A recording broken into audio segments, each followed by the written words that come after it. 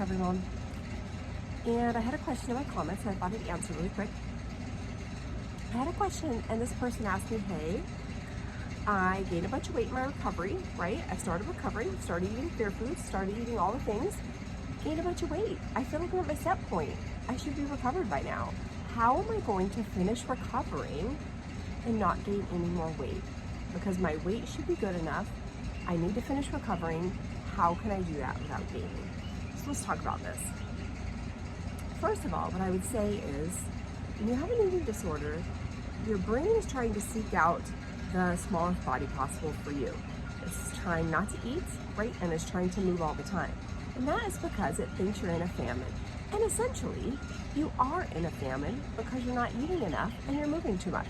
So you're telling your brain, yes, brain, you're correct. There's a famine out there, right? You need to migrate. So your brain is trying to do that for you. And it's trying to do it.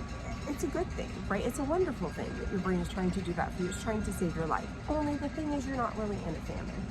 So, let me get my coffee. I'm on vacation. So, your brain is trying to seek out a smaller body. So it stands to reason that after you gain some weight, you're like, okay, I'm here, I've gained, I'm done. The thing is, most of the time, our set points are way bigger than we feel like we need when we have an eating disorder. My set point was, I know people don't like numbers. I'm not afraid of numbers. My set point was 65 pounds higher than I thought it needed to be. And that's just where I needed to settle to be in a body that lived without anorexia, okay? So I would say, I'm guessing, your set point is going to be a lot bigger than you think it needs to be. You have a little more gaining to do, and that's normal. Many people gain. I gained a lot in the beginning, okay?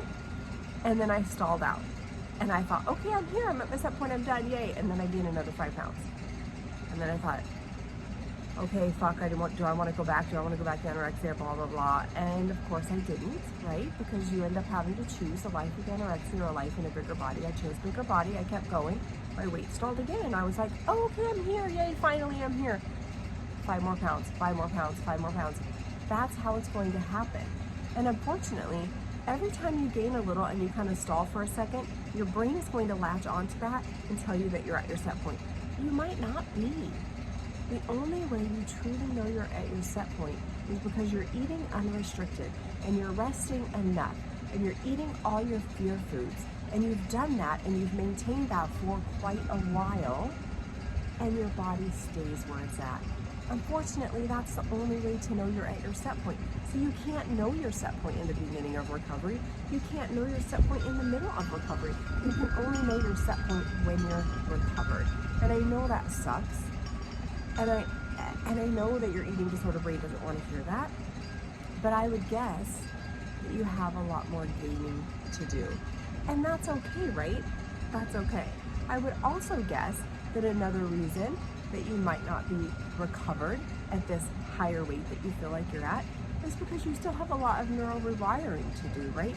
So you have a lot of fears that you need to tackle. Maybe you have some movement that you need to stop doing, right?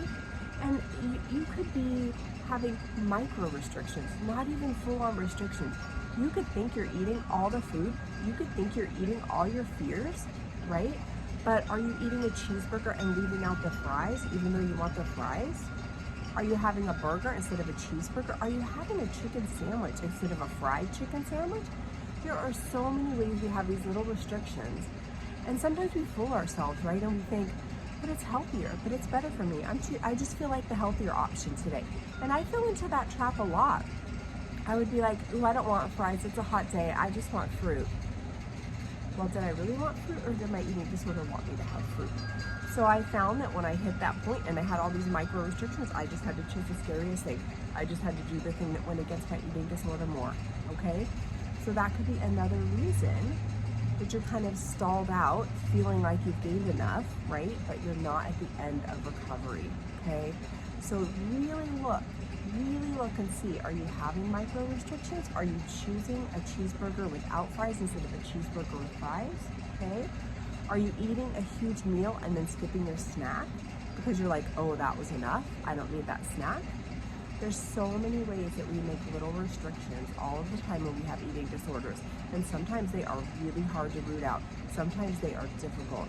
I used to think I loved black coffee. And here's the thing, I like black coffee in the morning, what I'm having right now. Anytime I have coffee later in the day, I just really want something sweet in it or with it. And so I used to think I loved black coffee all day. Now I realize that I don't. Sometimes I want my coffee sweet. And so those are the kind of things you have to figure out. You have to really look inside and see, are you making those little micro restrictions, okay? So are you truly at your set point, right? Probably not. And the only way to know that is to ask yourself some questions. Are you eating without restriction, without micro restrictions, without restrictions? Are you waking up and eating breakfast? And are you eating multiple meals a day? Breakfast, snack, lunch, snack, dinner, dessert, are you eating all of those things? If you're eating all of those things and you crave a big stack of pancakes at 2, are you able to do that? Are you doing that? Those are the kind of things that you have to do to get to the end of recovery.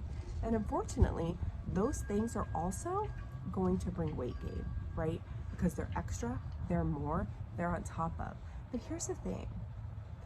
They're only going to bring weight gain until you reach your set point or overshoot. And if you do go into overshoot, it's going to fall off, so you're going to end up at your set point. But if you do all of these things, if you cut out your restrictions, if you eat all your cravings, you eat all your fear foods, if you eat without restriction, you're going to go through extreme hunger. If you eat to all your extreme hunger, okay, you are going to end up at your set point. And not your set point that anorexia thinks you should have.